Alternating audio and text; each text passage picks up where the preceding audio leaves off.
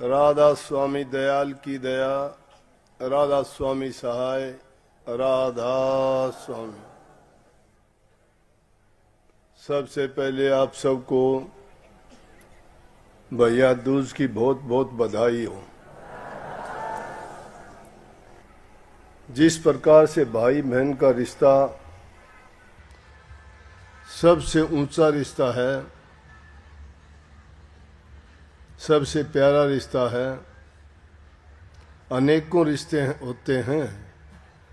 भाई भाई का है, बहन भाई का है, लेकिन सब रिश्तों में सबसे ऊंचा रिश्ता भाई बहन का है। इसीलिए भाई बहन का प्यार आपस में बहुत होता है। पौराणिक कथा के अनुसार ये एक परंपरा चली। अगर उस कथा की ओर तो ध्यान दें तो उसके बाद ही ये भैया दूज को मानने लग गए। जो भी कोई त्यौहार होता है या विशेष दिन होता है, उसके पीछे कोई न कोई विशेष मकसद भी होता है,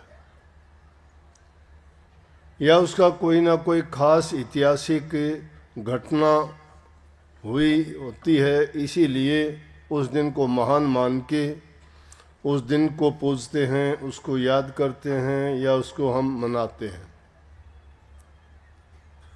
तो भैया दूज का भी इसी प्रकार से अगर ऐतिहासिक कथा देखी जाए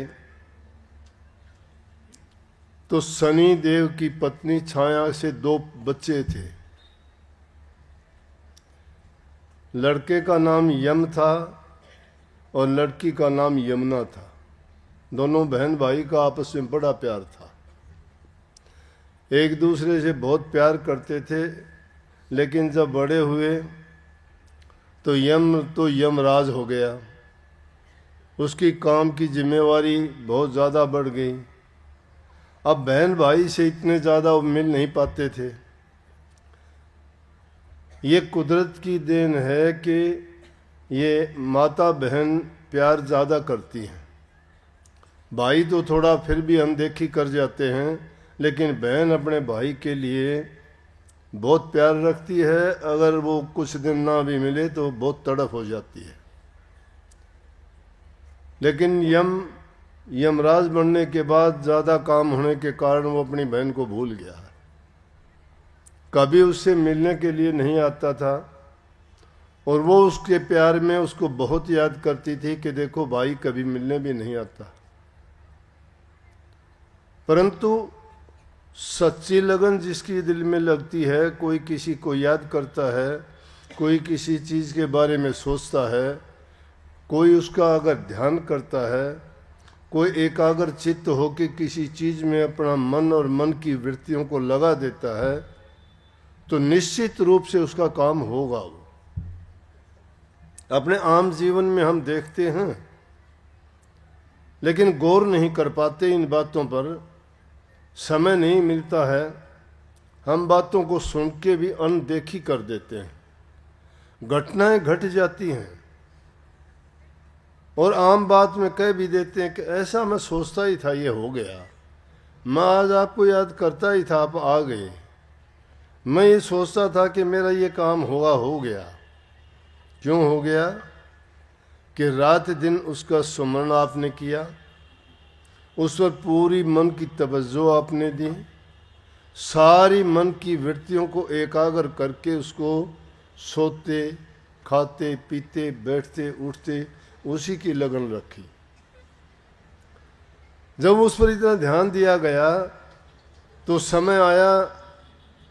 चीज समय आने पर होती है। धीरे धीरे रे मना धीरे सब कुछ होए, माली सींच सोगड़ा ऋतु आए फल होए। अपनी देसी भाषा में कहते हैं गिद्दड़ की जल्दबाजी में बेर नहीं पकते। बेर तो समय आने पर जब टाइम आएगा तभी पकेंगे। मन को समझाने के लिए महापुरुषों ने कहा कि अरे मन धीरज रख, धीरे धीरे सब काम होगा। समय आने पर होगा। हमारे सोचने से, हमारी जल्दबाजी से नहीं, बल्कि उसकी लगन लगा के उसमें पूरी तवज्जो, पूरा ध्यान दे के उसका आप चिंतन करते रहो। ये मैं आपको एक फार्मूला बताता हूँ कि अगर आपके मन में सच्ची लगन किसी भी चीज़ के प्रति हो, एकाग्रचित हो के पूरे ध्यान में वो तुम कामना करोगे, वो तुम्हारी कामना जरूर पूरी होगी, अवश्य पूरी होगी। तो यमुना बहन अपने भाई के लिए, यमराज के लिए बड़ी तड़पती थी, बड़ा याद करती थी। ये सोचती रहती थी भाई क्यों नहीं आता। पहले कितना हम मिलते थे, हंसते थे, बोलते थे, लड़ते थे, झगड़ते थे, प्यार करते थे एक दूसरे से। वही भाई मुझे पिता जैसे प्यार देता था, बहन जैसा साथ देता था, और भाई की तरह से मुझे मेरा रक्षक बन के मेरे साथ खड़ा होता था, मेरे हर दुख सुख में हर बात का साझी होता था। और आज वो भाई मुझे देखने भी नहीं आता।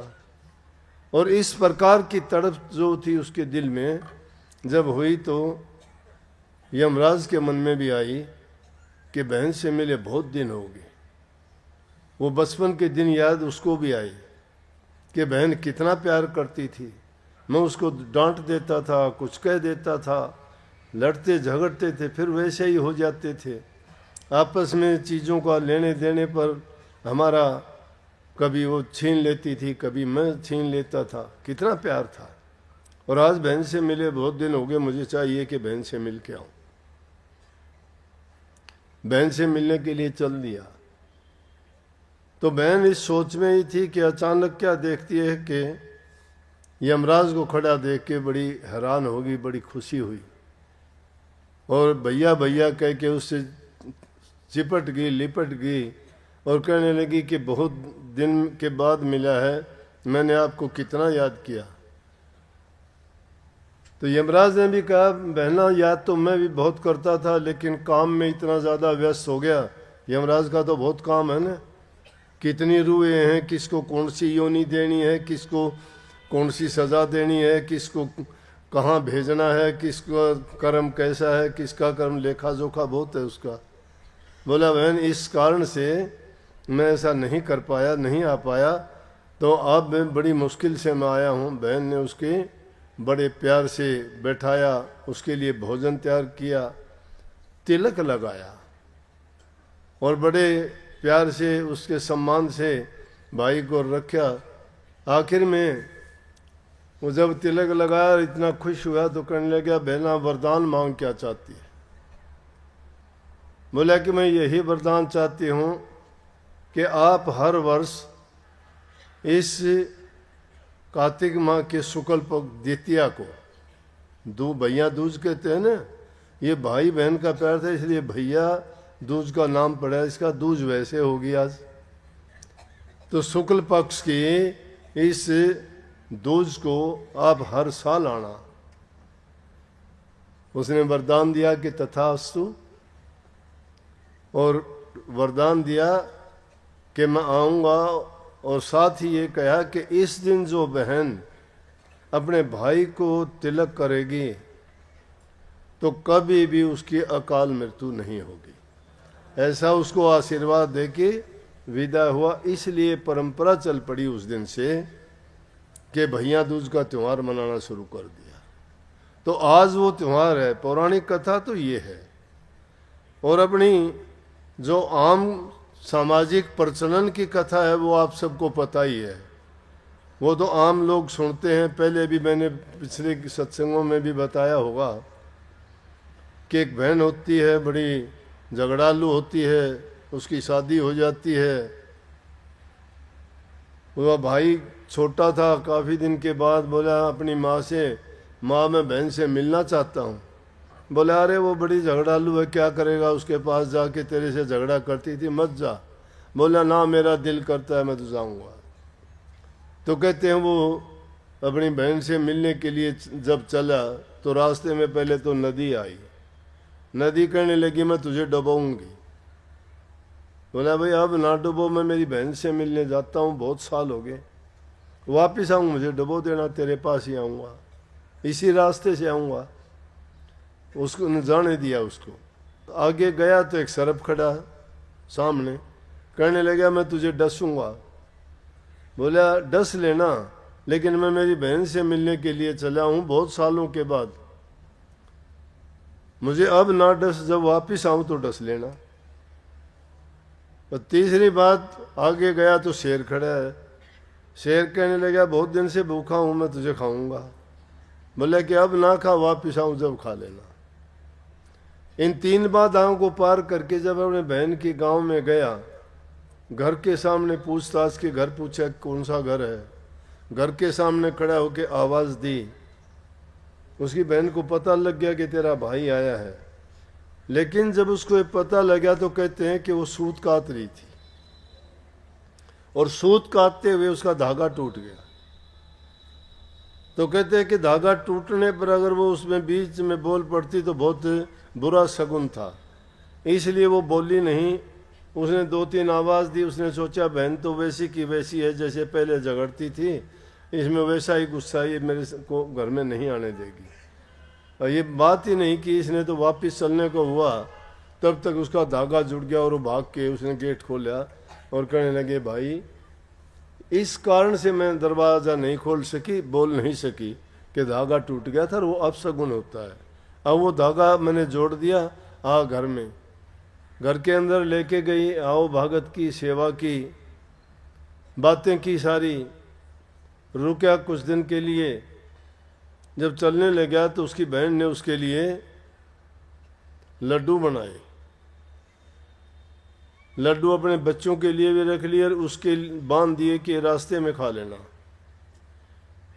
तो रास्ते के लिए जब वो लेके चला तो क्या हुआ कि पीछे से उसने देखा कि जो लड्डू उसने बनाए थे, थोड़ी देर के बाद में उन लड्डुओं का रंग काला पड़ गया। उसने देखा इसमें तो कोई ना कोई विषाक्त चीज़, कोई जहर है। वो उसी टाइम भागी हुई अपने भाई के पीछे पीछे गई।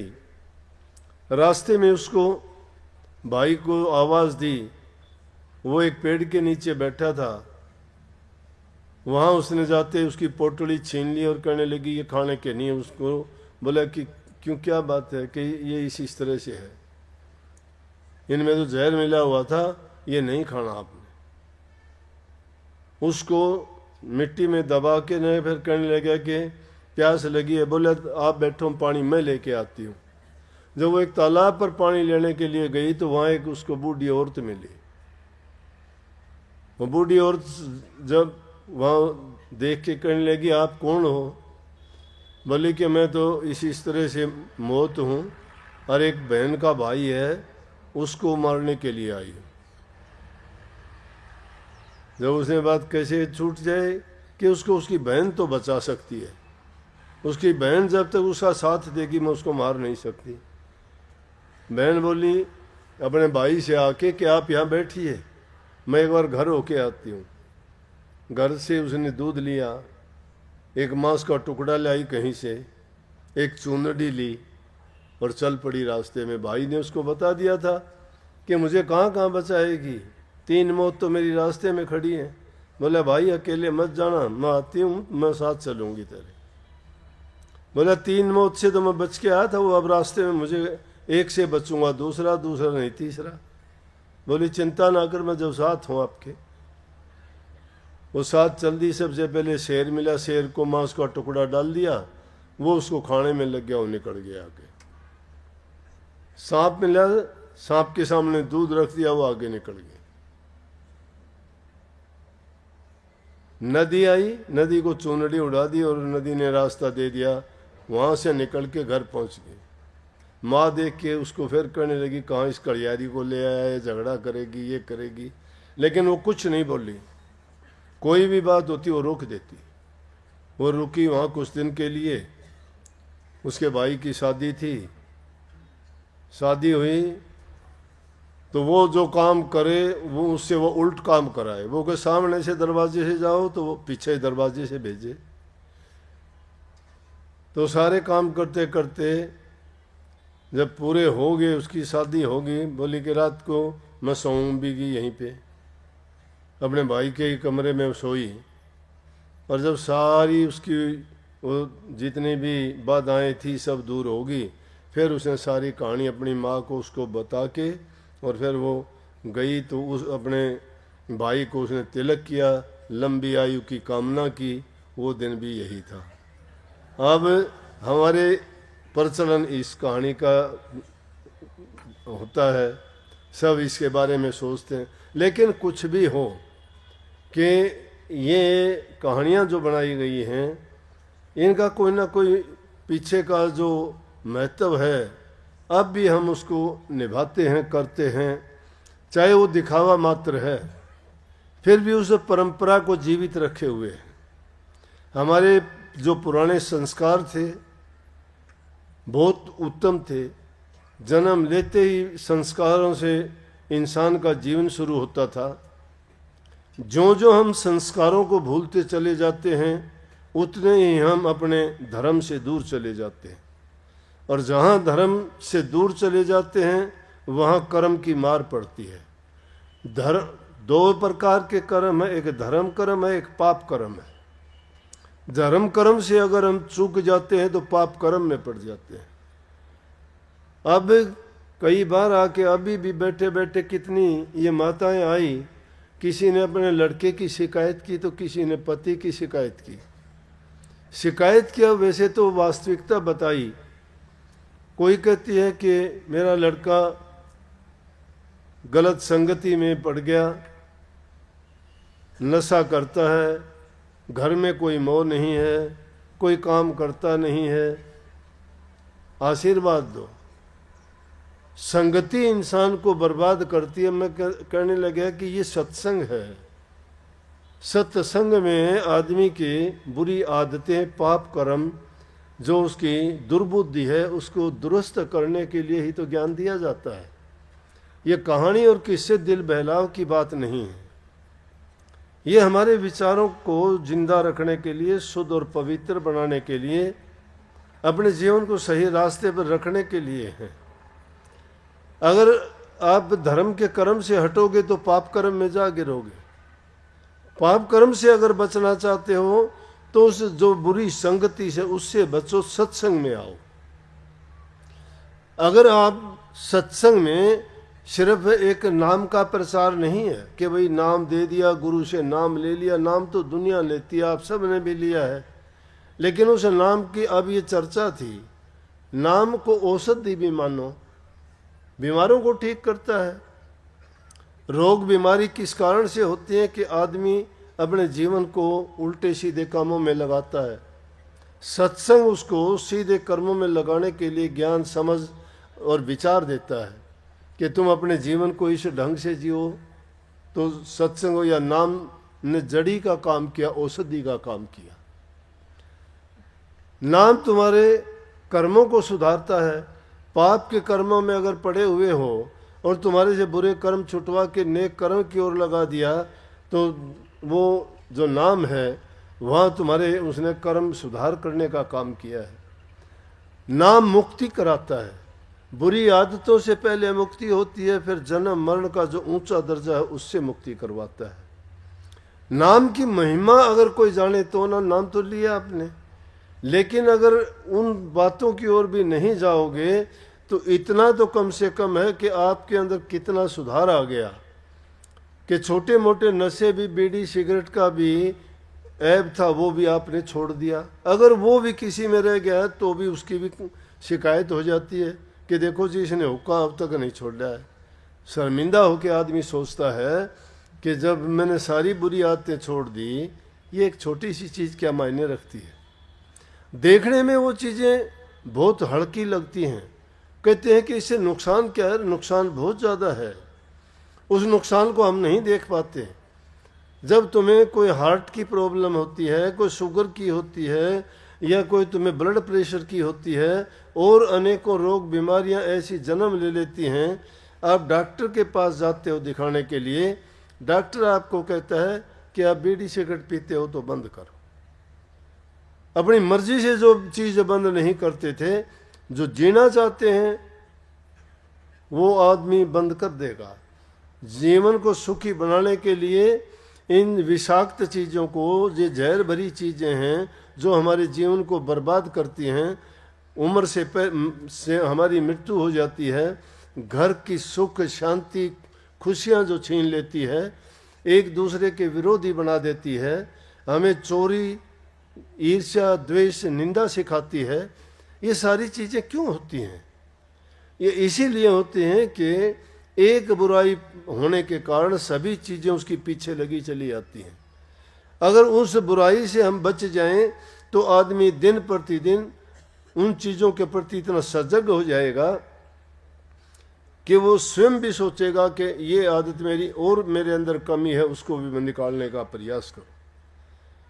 अगर आप सोचते हो कि आपने नाम ले लिया और नाम लेके आप 5 या 10 मिनट के लिए उसका सुमरण भी करते होगे, ध्यान भी करते होगे, मानता हूं ये बात, लेकिन जब तक तुम्हारे अंदर ये खूबियां नहीं हैं या जब तक आप में ये बुरी आदतें विद्यमान हैं, तब तक ना तो आप कोई ध्यान लगा सकते, ना आप अभ्यास कर सकते, ना आप कोई सुमरण कर सकते हो। सुमरण में तो मन तभी लगेगा ना जब हृदय शुद्ध होगा, पवित्र होगा। किसी पात्र में अगर छेद है तो उसमें कोई चीज़ डालना चाहोगे, दूध पानी या कोई दूसरी वस्तु निकल जाएगी। पहले उन छेदों को बंद करो, फिर उसमें कुछ भी डालो, वो उस चीज़ उसमें एकत्रित हो जाएगी। धीरे धीरे करके एक एक बूंद से जिस प्रकार से घड़े भर जाते हैं, इसी प्रकार से धीरे धीरे अच्छे गुणों को अपनाने से हमारा हृदय शुद्ध और पवित्र हो जाता है। और एक एक बुराइयों को छोड़ने से हमारा हृदय साफ हो जाता है, जिसमें जो नाम तुम जपने में महीने लगाते थे वो आपको 2 मिनट में ही उसका फ़ायदा मिल जाएगा, क्योंकि शुद्ध हृदय जो होगा उसमें देरी लगती ही नहीं है। मान लिया एक ऊंची पहाड़ी पर आप चढ़ना चाहते हो और उस पहाड़ी पर चढ़ने के लिए प्रयास करोगे तो कभी फिसलोगे, कभी गिरोगे, कभी पत्थर आ जाएगा, कभी कोई पेड़ भी टूट सकता है, फिसल जाओगे, नीचे आ जाओगे। लेकिन अगर उसी पर सीढ़ियाँ बना दी जाएं तो कितनी आपदाओं से बच गए। ना आप फिसलोगे, ना आप गिरोगे, ना चोट खाओगे, ना कोई पत्थर तुम्हारे ऊपर आएगा, ना पैरों से, और तुम क्या करोगे, उससे भी कम समय में उसकी चोटी पर जा पहुंचोगे। ये अच्छे गुण वो सीढ़ियाँ हैं। जब उन अच्छे गुणों को आप अपने अंदर सम्मिलित कर लोगे, एकत्रित कर लोगे, धीरे धीरे करके उनका संग्रह कर लोगे, तो हमारा शुद्ध हृदय जो होगा उसमें उसी प्रकार से थोड़े समय में भी किया हुआ भजन, जो हमें घंटे और ज़्यादा समय लगाना पड़ता था, वो थोड़े से समय हमारा काम हो जाएगा। लेकिन ये अब कई बार जो शिकायत करते हैं उसका कारण यही तो होता है कि जी मेरा ध्यान नहीं लगता, मेरा सुमरण नहीं होता, मैं ध्यान कुछ लगाता हूँ उसमें ध्यान कुछ और हो जाता है। फिर जब तकलीफ दिक्कत होती है तो हम सोचते हैं कि मैंने इसे क्या गुनाह किया था। अब गुनाहों का पता जब लगता है जब इंसान के साथ घटित होती है, बीतती है। एक आदमी ने जिसने दुनिया देखी, आंखों से अंधा हो गया, उसको याद आती है कि दुनिया कितनी हसीन थी और मैंने ऐसा कौन सा खोटा कर्म किया कि अब जो है आंखों से मैं देख नहीं पाता। फिर वो सोचता है मैंने ऐसा कौन सा कर्म किया था, किस जन्म में किया था, इस जन्म में नहीं किया मैंने। तो ये जन्म जन्म का लेखा, जो हमारे पिछले जन्मों का किया हुआ कर्म भी अगर हमारे पल्ले है, अगर वो कर्ज भी हमारे सिर है, और हमने नाम लेके नाम भक्ति अगर करते हैं, तो वो पिछले जन्मों के कर्म भी धीरे धीरे करके इस तरह से दूर हो जाते हैं, जिस प्रकार से कि किसी वस्त्र पर लगा हुआ मैल बार बार धोने से वो उज्जवल और साफ हो जाता है।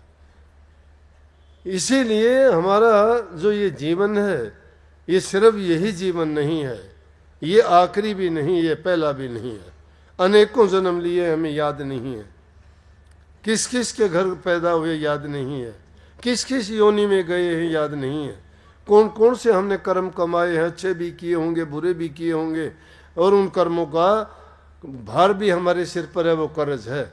लेकिन एक बात जाहिर है, जो हमारे शास्त्रों में महापुरुषों ने, संतों ने स्पष्ट करके हमें बताई कि मनुष्य जन्म अनमोल है। कोटि जन्मों में नेक कर्म करता है जब इंसान का चोला मिलता है। इसके समान दूसरा कोई जीवन नहीं है।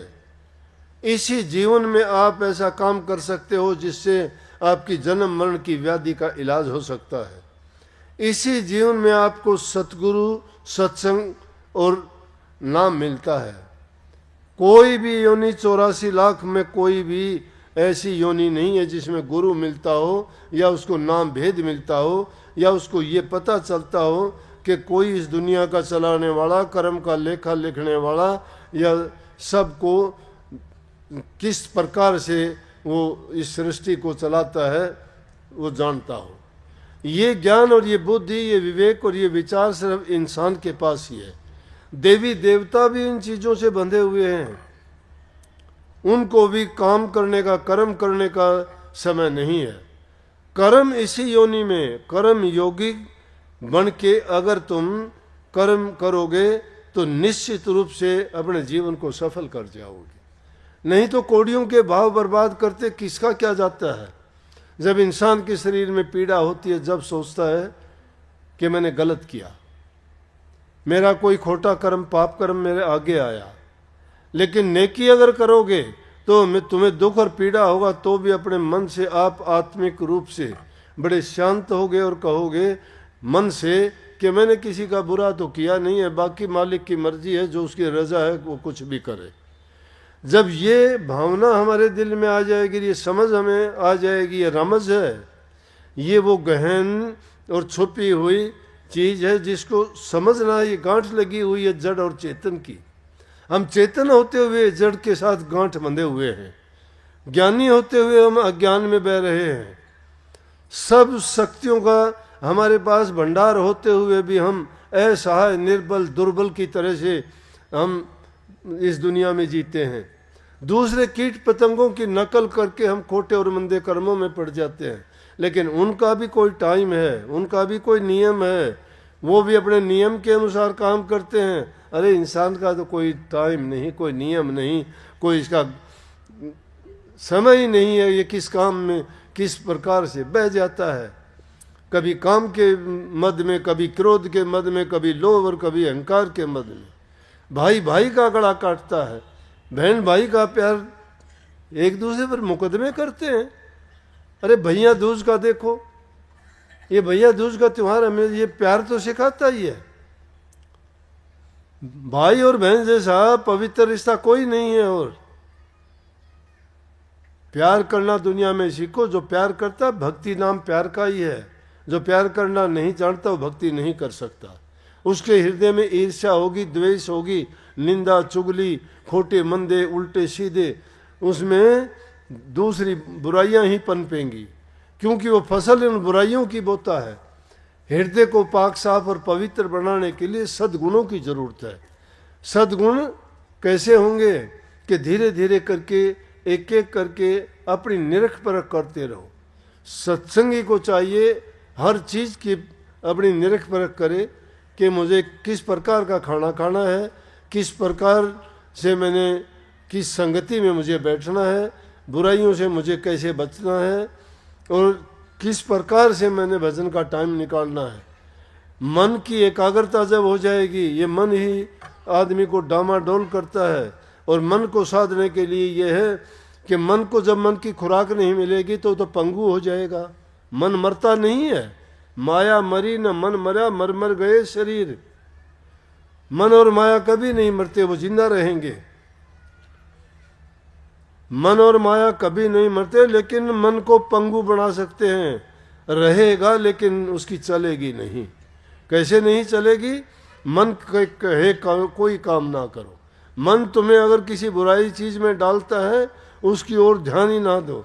मन तुम्हें अगर किसी काम के लिए कहता है तो उसके बारे में पहले विचार करो, कई बार विचार करो कि इसका परिणाम क्या होगा, इसका नतीजा क्या होगा। धैर्य रख के काम करो। हम अगर जल्दबाजी में कोई फैसला ले लेते हैं तो वो फैसला बिल्कुल गलत हो जाता है। दया, प्रेम जब तुम्हारे हृदय में है, दूसरे के लिए त्याग होना चाहिए। दूसरे को सुख देके ही आपको सुख मिलेगा। और भक्ति का तो सच्चा मार्ग कबीर साहब जैसे महापुरुषों ने क्या कहा कि जो आदमी दया राख धर्म को पाले जग से रहे उदासी। भक्ति का सच्चा मार्ग समझा दिया कि जिसके हृदय में दया है और जो धर्म का पालना करता है। धर्म की पालना क्या है? धर्म की पालना सिर्फ ये नहीं है कि नाम ले लिया और नाम का सुमन कर लिया। धर्म की पालना का मतलब ये है कि अभी सभी रिश्तों को, पिता के साथ जो रिश्ता है, माता के साथ रिश्ता है, बहन के साथ रिश्ता है, भाई के साथ, समाज के साथ, गुरु के साथ, इनके साथ जो भी रिश्ता है उस रिश्ते को जो उनका धर्म नियम है उसके अनुसार तुम निभाओ। जो उन रिश्तों को तोड़ देता है, पुत्र पिता के साथ रिश्ता तोड़ देता है, माँ के साथ रिश्ता तोड़ देता है, बहन के साथ तोड़ देता है, क्या है वो? इंसान सामाजिक प्राणी है।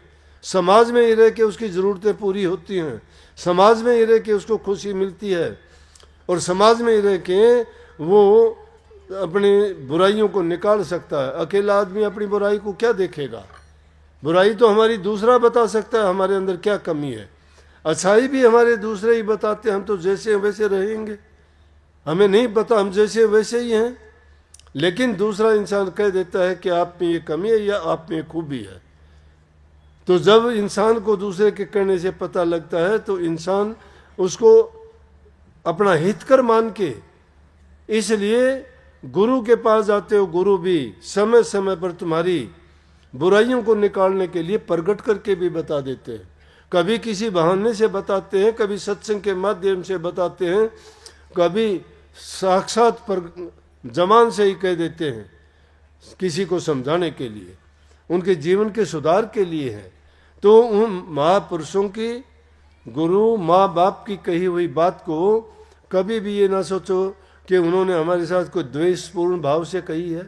हमेशा सोचो कि उन्होंने हमारे सुधार के लिए, हमें अच्छा बनाने के लिए, अपने जीवन में हमें सुखी जीवन जीने के लिए ये बात कही है। और गुरु का तो ये मानो कि गुरु तो उस माली की तरह से है जो अपने बगीचे में कोई भी पेड़ होते हैं और अनावश्यक टहनियाँ उसमें निकल आती हैं तो उनको काट देता है। क्यों काट देता है? वो जानता है कि वो टहनी उसको पेड़ को खराब कर देंगी, उस पर अच्छा फल नहीं आएगा। इसी प्रकार से हमारे अंदर भी ये बुराइयां जब पनपती हैं तो गुरु का ज्ञान सत्संग के माध्यम से हमारी उन बुराइयों को पैदा होने वाली बातों को पहले ही काट देते हैं। इसीलिए गुरु की मौज में, गुरु की रजा में, गुरु के हुक्म में रहने के लिए संतों ने कहा है। ईश्वर गुरु भक्ति का नाम दिया गया है। इसको गुरु आज्ञा समझो, गुरु का हुक्म समझो, गुरु की रजा समझो। गुरु जो हुक्म करता है, गुरु का उसमें खुद का फायदा नहीं है। गुरु की बात कोई द्वेषपूर्ण नहीं है। गुरु का वचन कल्याणकारी है, सबका हितकारी है, सबके लिए लाभकारी है। क्यों? कि गुरु का अपना निजी स्वार्थ नहीं है कि वो अपनी स्वार्थ पूर्ति के लिए अगर कहता है मत मानो गुरु की बात, लेकिन गुरु का वचन और गुरु की बात आपके जीवन के सुधार की है, आपको अच्छा बनाने के लिए है, आपको पवित्र शुद्ध बनाने के लिए है, सही रास्ता दिखाने के लिए है, आपके पाप कर्मों के धोने के लिए है। तो गुरु के वचन से दूर नहीं जाना। वो गुरु की आज्ञा, जो गुरु भक्ति को पूरा कर लेता है। स्वामी जी महाराज ने कही है कि गुरु भक्ति दृढ़ के करो, पीछे और उपाय, बिन गुरु भक्ति मोह जग कभी न काटा जाए। मोटे बंधन जगत के गुरु भक्ति से काट। मोटे बंधन, मोटे बंधन कौन से हैं? दुनियादारी की बातें मोटे बंधन हैं। वो मोटे बंधन गुरु सत्संग के माध्यम से, सत्संग के द्वारा वचन फरमा के बता देते हैं कि हमें क्या करना चाहिए, समाज में कैसे जीना चाहिए, कैसे रहना चाहिए। तो वो मोटे बंधन लगे हुए हैं। जो मोटे बंधन हैं, जो हमें भक्ति से दूर ले जाते हैं, जो हमें अच्छा जीवन जीने से बचा के और बुराई में डाल देते हैं, वो हमारा मित्र नहीं है, वो हमारा हितकारी नहीं है। तुम जिसको मित्र कहते हो, कई बार ऐसा होता है कि कई बच्चे आके कहते हैं जी मेरे दोस्त ने मुझे गलत आदत सिखा दी। दोस्त कहाँ हुआ? तेरा दुश्मन हो गया। जो तुम्हें बुरी आदत सिखाता है दोस्त थोड़ा सिखाता है। दोस्त तो दोस्त का हित करेगा, अच्छी बात सिखाएगा, अच्छे रास्ते पे लेके जाएगा, अच्छे गुण उसको समझाएगा। जो तुम्हें बुरे रास्ते पे डालता है तुम्हारा मित्र नहीं, दुश्मन है वो तो। इसलिए जो मोटे बंधन है वो गुरु की भक्ति के द्वारा। तो गुरु भक्ति क्या है? गुरु के वचन की पालना करना, गुरु के वचन को मानते चले जाओ। गुरु जो कहता है, मैं कहता हूँ तुम्हें ध्यान अभ्यास अलग करने की जरूरत ही नहीं है। अरे जब पाप कर्म छूट जाएंगे तो रह ही अच्छे कर्म जाएंगे। जब जो बुराइयां निकल गई तो फिर आदमी के अंदर अच्छाई अच्छाई बाकी बच गई। दो ही तो चीज हैं, अच्छाई है तो बुराई। लेकिन बुराइयां जब तक भरी हुई हैं, अच्छाई उसमें कहाँ आएंगी? प्रेम गली अति सांकरी ताप में दोनों समाये। दोनों चीज इकट्ठी नहीं रह सकती। जहां नाम है तहां काम नहीं, जहां काम है वहां नाम नहीं। काम और नाम दोनों नहीं रह सकते। काम है जगत की कामनाएं, अनावश्यक चीजें अपने मन में पैदा कर लेना। मुझे ये मिल जाए, मैं वो बन जाऊं, मेरा ये हो जाए। अरे बढ़ने करने से तुम जो इंसान करना चाहे कर सकता है। उसके अंदर संकल्प सिद्धि होनी चाहिए। संकल्प सिद्धि होगी आत्म शक्ति से। आत्म शक्ति गुरु के द्वारा मिलेगी, उनके वचनों के द्वारा मिलेगी। और आत्म शक्ति वो जागृत कर सकता है जो ब्रह्मचर्य का पालन करता है। ब्रह्मचर्य दो प्रकार का ब्रह्मचर्य मानसिक है और शारीरिक भी है। शारीरिक ब्रह्मचर्य का पालन करते हैं, मानसिक ब्रह्मचर्य जिनका गिरा हुआ है वो भक्ति और नाम नहीं ले सकते।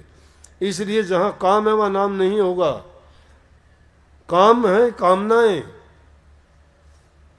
वो कामनाएं जब तक हृदय में रहती है तब तक भक्ति का नाम नहीं लेना। अगर भक्ति करना चाहते हो तो कामनाओं को त्यागो। जरूरत के मुताबिक संसार के पदार्थों को, चीजों को भोगने की इजाजत है, लेकिन किसी चीज के गुलाम बन के, उसके दास बन के अपने आप को बर्बाद करने का नाम नहीं है। उन बर्बादियों से बचने के लिए जरूरत के मुताबिक हर चीज का प्रयोग करो, तुम सुखी रहोगे। लेकिन जरूरत से ज्यादा जो भी कोई चीज का प्रयोग करोगे वो चीज तुम्हें बर्बाद कर देगी, ले डूबेगी। इसलिए कामनाएं ऐसी पैदा न करो कि जिनके कारण हमारे कर्म भी खोटे हों, जीवन भी बर्बाद हो और हम अपने धर्म से भी गिर जाए। धर्म को कायम रखने के लिए तो कहा है कि मोटे बंधन जगत के गुरु भक्ति से काट, झिन्ने बंधन चित्त के कटे नाम प्रताप। नाम के सुमन से, ध्यान के करने से और अभ्यास के करने से, शब्द के सुनने से तुम्हारे हृदय की बुराइयां निकलेंगी। वो जब निकलेंगी जब बाहर से आप पवित्र हो जाओगे तो अंदर की भी सफाई अपने आप होनी शुरू हो जाएगी, क्योंकि ध्यान लगेगा उससे। जो ध्यान लगेगा, जिस घर में बिल्ली आ जाएगी चूहे छोड़ जाएंगे रहना, चूहे नहीं रहेंगे उसमें। ये बुराइयां चूहे हैं, नाम बिल्ली है। इसको उसमें कर दो, अपने आप को पूरा समर्पित करके जो गुरु कहता है वो करते जाओ। आखिर में आपको चाहिए, आपको जाहिर में ये लगे कि गुरु ने ये बात अच्छी नहीं कही, लेकिन नतीजा जब निकलेगा, टाइम आएगा, वही बात आपको सच्ची नजर आएगी और कहोगे कि गुरु ने मेरा जीवन संवार दिया। एक छोटी सी बात, अगर कोई इंसान समय पर चेताता नहीं है या उसको अपने स्वार्थ के लिए या अपने किसी लालच के लिए गुरु को, पिता को और माँ को अपने पुत्र की बुराई को प्रगट करके बताने में कभी भी देरी नहीं करनी चाहिए, कभी उसको दबानी नहीं चाहिए।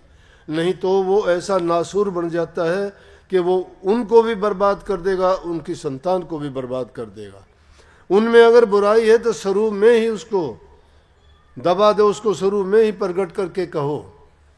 इसीलिए संतों के बारे में जो साधु ऐसा चाहिए, साची कह बना, कह जुड़े कह टूटे, बिन कहे भरम ना जा। या तो वो बनेगा तो पक्का ही बन जाएगा, टूटेगा तो टूट जाओ, 100 बार टूटो। लेकिन इन बात को दबाना नहीं चाहिए, प्रगट करके साफ कह देनी चाहिए। और जिसके बारे में दबाते हैं ना, वो फिर अब थोड़ा माया का प्रकोप ज़्यादा है, लोगों की लालसाएं ज़्यादा बढ़ी हुई हैं, विचलित हो जाते हैं, भक्ति उनके लिए कोई मायने नहीं रखती। जो भक्ति चाहता है वो तो अपने को जब कोई ऐसी बात मिलती है तो अपने का हितकर मानता है कि गुरु ने मेरा बड़ा हित कर दिया। अगर उनको कोई कटु शब्द कह दिया तो सोचता है कि मेरा कोई ना कोई कर्म काट दिया। अगर गुरु की कही बात का वो रोष मान के सोचता है कि गुरु ने तो मेरी बेइज्जती कर दी, वो बेइज्जती की हुई उस टाइम की बहुत अच्छी है। अगर उस टाइम पे वो बात नहीं कही जाए तो बेइज्जती तो उसके बाद में होती है, वो तो कुछ नहीं। क्योंकि गुरु नहीं चाहता कि उसके शिष्य में कोई इस प्रकार की बुराई पनपे, नहीं तो गुरु का नाम भी डबो देगा, धर्म का नाम भी डबो देगा। उनको जिंदा रखने के लिए उसको सच्चाई का ही रास्ता बताना चाहिए और कभी भी उसकी गलत बात को दबाना नहीं चाहिए। अगर वो दबाते हैं तो उस शिष्य को बिगाड़ता है, संवारता नहीं है। इसलिए गुरु को चाहिए कि उनके सामने सच प्रकट करके कहे, भक्ति करते हो, नाम आपको मिला है, एकाग्र चित्त होकर कुछ समय के लिए जब तुम नाम के सुमरण के लिए बैठते हो, मत किसी चीज को याद किया करो। जब बैठते हो तो सिर्फ ध्यान तुम्हारा, बात रोजाना शब्द भी गाते हो, बड़े सुनते हो मस्त होके, गुरु का ध्यान कर प्यारे बिना इसके नहीं छूटना। गुरु का ध्यान करते हो क्या? क्यों करेगी गुरु का ध्यान? अरे मन को एकाग्र करने के लिए कोई लक्ष्य चाहिए। किसका ध्यान करोगे? शेर का करोगे, हाथी का करोगे, गधे का करोगे, या किसी डाकू ठग चोर लुटेरे का करोगे? अरे जिसका ध्यान करो, जिसकी याद करोगे उसके दुर्गुण याद आएंगे। गुरु को याद करोगे, गुरु के गुण याद आएंगे, गुरु का उपकार याद आएगा, गुरु के दिए हुए वचन याद आएंगे, गुरु का जो रूप है उसमें अपने मन को टिका दोगे, सारी वृत्तियों को हटा दोगे। दूसरी वृत्तियों को सबको हटा के अगर कोई लक्ष्य ना हो तो ये अंदर में मन ध्यान किसका करोगे? खाली में तो ध्यान कहीं होता ही नहीं है, कुछ दिखाई नहीं देता, किस में ध्यान टिकेगा? ध्यान को टिकाने के लिए वो एक बहाना है कुछ समय के लिए। जब गुरु में तुमने अपना ध्यान टिका लिया और जब तुम्हारा ध्यान उसमें लगना शुरू हो गया तो उसके बाद तो छोटा बच्चा एक गाड़ी के साथ चलना सीखता है और जब वो खुद भागना सीख जाता है तो क्या गाड़ी रखता है? फेंक देता है, एक हाथ भी नहीं लगाता, फिर जरूरत नहीं रहती। अरे शुरू में मन को डांटने के लिए गुरु के ध्यान की आवश्यकता है। गुरु का, अब कई लोग नासमझ के कारण कह देते ले गुरु को भगवान मानते हैं ये तो, अरे भगवान तो हमने देखा नहीं, भगवान ने कभी आके कहा भी नहीं है कर्म कर, ये ना कर। जो हमें उस भगवान से मिलने का, परमात्मा के दर्शन करवाने का वादा करता है, उसके लिए हमें रास्ता दिखाता है, उन बुराइयां छुटवाता है, तो उसका एहसान नहीं मान लेंगे क्या?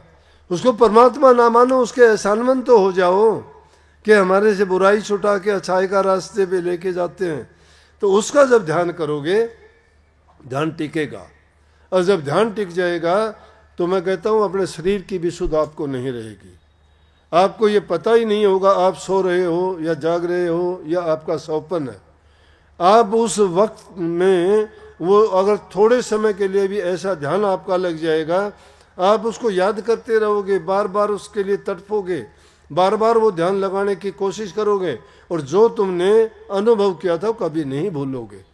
लेकिन विडंबना ये है कि ध्यान करते नहीं हो, बैठते ही नहीं हो, संसार के पदार्थों में मन को फंसा रखा है, मन चाहता है वो काम करते हो। ध्यान में बैठे बैठे भी तुम, मन कहता है बस बहुत हो गया, उठ जाते हो। अरे संतों ने तो मन के साथ जिद करके, मैंने कहा था ना इसको पंगु बना दो, जो मन कहता है वो ही ना करो। बुरी चीज अच्छी चीज के लिए तो कहेगा ही नहीं।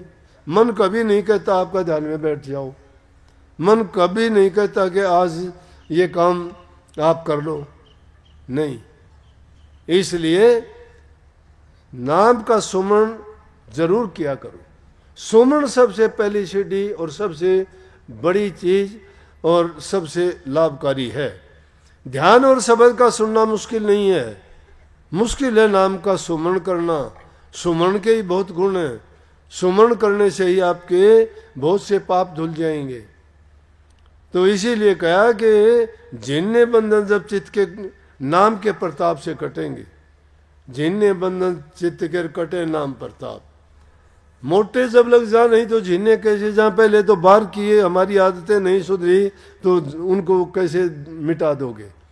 पहले आप डिजर्व करो किस चीज़ के लिए, फिर डिजायर करो किस चीज़ के लिए। पहले योग्य बनो, योग्यताएं अपने अंदर कायम करो तो आप उस काम को कर पाओगे। जब योग्यता आप में नहीं है, कोई भी वो गुण आप में है ही नहीं और चाहते हो भक्ति करना, तो जब ये ऐसे ऐसे महान दिन आते हैं तो उन दिनों में हमें संकल्प लेना चाहिए। किसी को बताने समझाने की चीज़ नहीं है, हमें अपना आपा जानना है, अपने आपे को सुधारना है, अपना जीवन हमें बनाना है, तो हमें किससे क्या लेना और क्या देना है। दूसरे की बातें अगर याद करते हैं, दूसरे की बातें सुन के हमें क्या मिलेगा? समय की बर्बादी है, उनसे हमारा कोई लाभ नहीं है। वचन सुनो तो गुरु के सुनो, वचन सुनो तो गुरु के सुनो, क्योंकि उनमें कोई मिलोनी नहीं है। जितनी भी बात होंगी हमारे कल्याण की, हमारे उद्धार की, हमारे सुधार की, हमारे लाभ की होंगी। हर प्रकार से जो भी वचन निकलेगा वो हमारे कल्याणकारी है, तो उनको सत्संग कहा जाता है। अब कितने ये परेशानी का कारण मैंने बताया। अभी एक भाई था अपना सत्संगी, बहुत अच्छा बेचारा, आंखों से उसका रोशनी चली गई। कहने लगा जी मेरे कौन से जन्म का कर्म बाकी है। मैं बोला अगर पता भी लग जाए, या कई बार ऐसा होता है कि कई जवान बच्चों की मौत हो जाती है, माँ बाप बेचारे तड़पते हैं, आके कहते हैं जी एक काम तो करना, बताओ कि ऐसी कौन सी बात थी वो क्यों गया। अरे भाई दुनिया लेने देने का अपना सिलसिला है यहाँ, कौन जीव का कौन कर्जदार है, कौन किसका लेनदार है, कौन देनदार है। ये सृष्टि की रचना है, उस रचनाकार ने जो बना रखा है। जीव अपना अपना कर्म लेके आता है, जितना उस संसार में उसका रहना होता है, रहता है, करता है काम, जब उसका लेखा पूरा हो जाता है चला जाता है। हम तो उसके कठपुतली हैं। लेकिन इतनी बात ज़रूर है कि हमें आज़ादी दी गई है कि तुम अपने जीवन को अभी बना भी सकते हो, संवार भी सकते हो। जो चीज़ हमारे हाथ में नहीं है उसके लिए पछताओ, चाहे उसको याद करो या ना करो।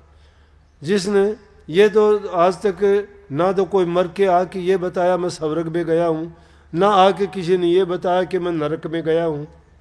क्योंकि अगर वो आके ही बताते तो मरते कैसे, मरते ही नहीं वो। इसलिए ये बातें तो किसी ने आके बताई नहीं, हमने अपने विचारों से ही खोटे मंदे कर्मों के लिए नरक बना दिया गया, अच्छे कर्मों के लिए स्वर्ग बना दिया गया, नाम भक्ति करने वालों के लिए मुक्ति बना दी गई। इसलिए नेक काम जो करना चाहिए उससे नेकी का फल भला मिलेगा, बुराई का फल बुरा मिलेगा। जैसा बोओगे वैसा काटना पड़ता है। इसलिए अपने जीवन में कुछ ना कुछ अच्छा करके जाओ, जीवन बहुत छोटा है। घरों में प्यार प्रेम रखा करो, बूढ़े बुजुर्ग माँ बाप की ज़रूरतमंद की सहायता करा करो, ये धर्म है हमारा। दीन गरीब दुखी कोई है जो तुम उसकी तन से मन से धन से जिस प्रकार से भी कोई सेवा कर सकते हो सेवा किया करो। माँ बाप को कभी कष्ट और दुख ना दिया करो। हमें यह जीवन उन्हीं द्वारा दिया गया है, उन्होंने हमें हर प्रकार से अपने मुंह से निवाला निकाल के इतना बड़ा किया, पढ़ाया लिखाया, सभी गुण सभी ज़रूरतें हमारी पूरी की। उनके साथ अगर दुर्व्यवहार करोगे तो कभी भी आप सुखी नहीं रह सकते। जीते जी ही तुम्हें उनका नतीजा मिल जाएगा। कभी भी कितना भी कुछ भी हो, माँ बाप हमारे पूज्य हैं, माँ बाप गुरु बुजुर्ग ये हमारे सभी पूज्य हैं। उनका आदर करना चाहिए, सत्कार करना चाहिए, अनुभव है उनकी बातों को मानना चाहिए। वो हमेशा हमारे हित की बात कहेंगे, और जब हम उनको खुश करेंगे तो खुश मन से जब वो आशीर्वाद हमें देंगे, वो आशीर्वाद फलीभूत होगा, वो हमें शांति देगा और हमारे पापों को ही हर लेंगे वो उनका दिया हुआ आशीर्वाद, क्योंकि वो आशीर्वाद उनके हृदय से होगा। अगर उनको पीड़ा देते हो तो दुखी मन से वो अगर बुरा नहीं कह सकते तो अच्छा भी नहीं कहेंगे। इसलिए और जिस घर में बूढ़े बुजुर्ग की इज्जत कदर होती है, उनका सम्मान होता है, सेवा होती है, वो घर स्वर्ग के समान होता है। लक्ष्मी का वास होता है वहाँ, हर प्रकार से धन धान्य से वो घर भरा रहेगा, हमेशा कोई कमी नहीं आएगी। जिस घर में लड़ाई झगड़ा होता है, छोटे बड़े की कदर नहीं है, जहाँ शराब मांस मिट्टी का प्रवेश हो गया है, लोग उनका सेवन करते हैं, तो सोच लो कि वहाँ पर राक्षसों का वास हो गया। राक्षसों ने तो राक्षस बुद्धि जहाँ हो जाती है वहाँ तो सारे के सारे दुर्गुण व्याप्त होंगे और इंसान का जीवन भी बर्बाद होगा और घर उनके शमशान के समान होंगे। जिस घर में गुरु की भक्ति नहीं, संत जिसके मेहमान नहीं, उसका घर शमशान के समान है। इसलिए जिनके शुद्ध विचार हैं, पवित्र विचार हैं, वो गुरु भक्तों को, संतों को, महापुरुषों को, उनकी वाणी का पाठ और ये चीज़ें उनके विचारों में, ख्यालों में, घर में हमेशा चलती रहेंगी। वहाँ का वातावरण ही शुद्ध हो जाएगा। उनके तो घर का अगर कोई पानी भी पी लेगा उसके भी विचार बदल जाएंगे। लेकिन दुष्ट आदमी के घर का अगर तुम अच्छे से अच्छा भोजन खाओगे तो भी तुम्हारे विचार दूषित हो जाएंगे, क्योंकि उनमें दुष्टता भरी पड़ी है।